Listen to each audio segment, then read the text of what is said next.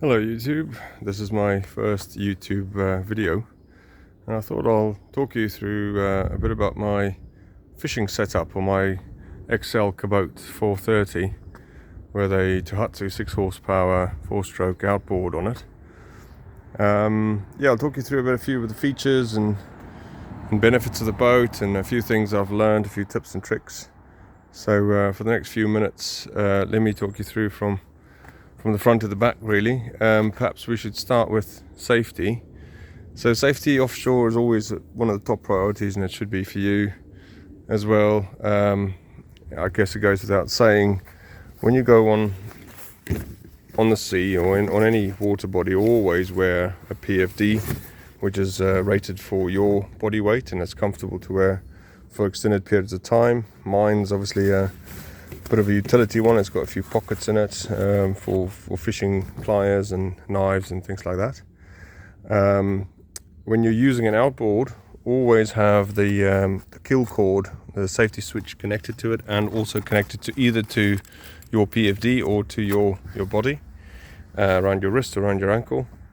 And it's also a good idea that if you're going to go into offshore waters beyond the range of mobile phones, or cell phones as they call them in the US, to take a radio on board, and certainly do your maritime VHF short radio course. It's an important safety tool in case you get into trouble and you need to call for help. A bit about the boat then. This is, as you can see, it's an XL Kaboat. This is the 4.3 meter version.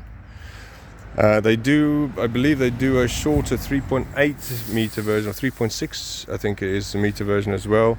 I chose the 4.3 because it allows me enough space. As you can see, I've got it rigged up here with where one of my old paddle seats, which just sits on top of the aluminium sliding seats that come with the boat. There's two of them. So I've rigged this up so that I could just fit this seat on top, and then these straps just connect to the boat, to these eyelets on the side, so that I could get the perfect position whilst still being able to steer the tiller, and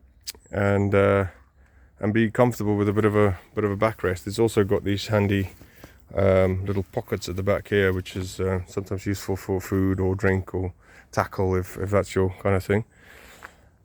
A bit about the engine itself. I've had this Tohatsu just shy of a year now. It's about the same age as the boat. I bought them about a month apart. It's been very reliable. It starts first time every time pretty much.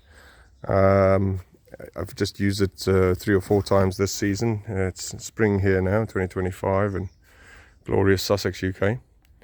And it's been a very reliable and well-suited engine for this boat.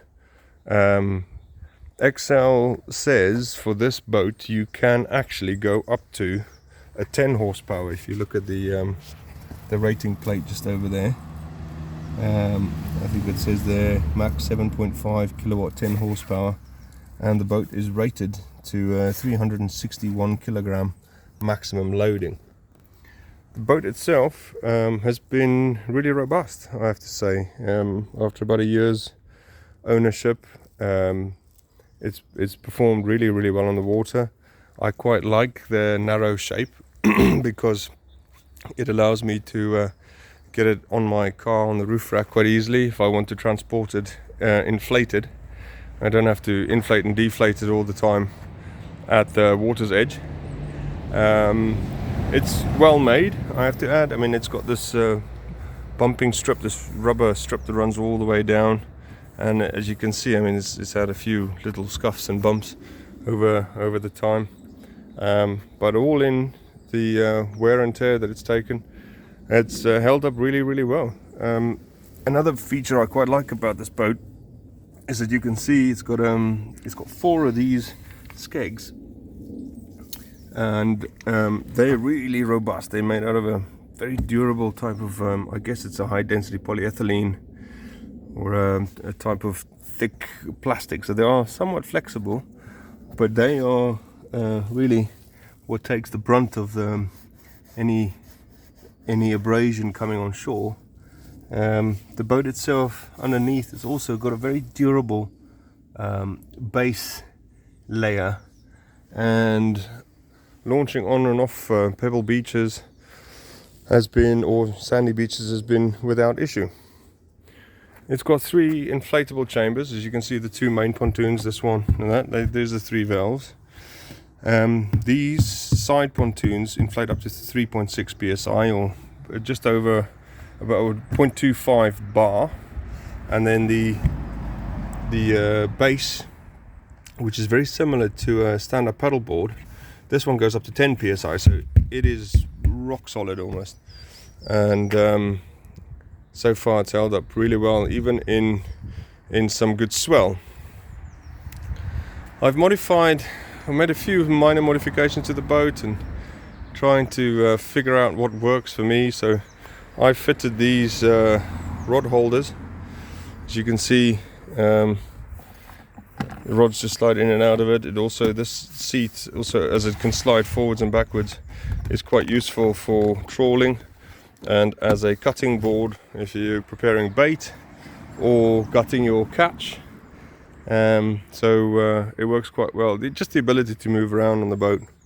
I also use this boat for lobster pots, prawn and crab, and so I drop off my, as you can see, I've got one krill pot here, which is quite comfortable because it collapses and then clips together.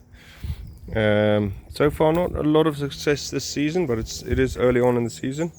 Another tip and trick I can advise somebody is to get yourself a nice little roll top bag like that. It's just handy to keep your stuff dry. I mean, this one is obviously made for motorcycles, but it serves the same purpose. It's really handy for keeping all your drink and your tackle and your lures and everything, and even an anchor in there, dry. It's handy to store, and you can also strap it to the boat. Another top tip, I quite like this little Tohatsu because it's got the integrated fuel tank here, which allows you a bit of kind of a reserve. You can switch with this stopcock on the side here, this valve. You could switch it to either be fed by the tank to this inlet here. I'll just take that off. It just goes in there via the optional tank that you get over there. Or if you've got a bit of fuel in the integrated fuel tank, then that could be serving as your reserve. And I think, you know, it's always handy to just have a little bit of fuel in reserve if you can. Another top tip is, and so far as possible, ever since I've owned this engine, I have been using non-ethanol based fuel.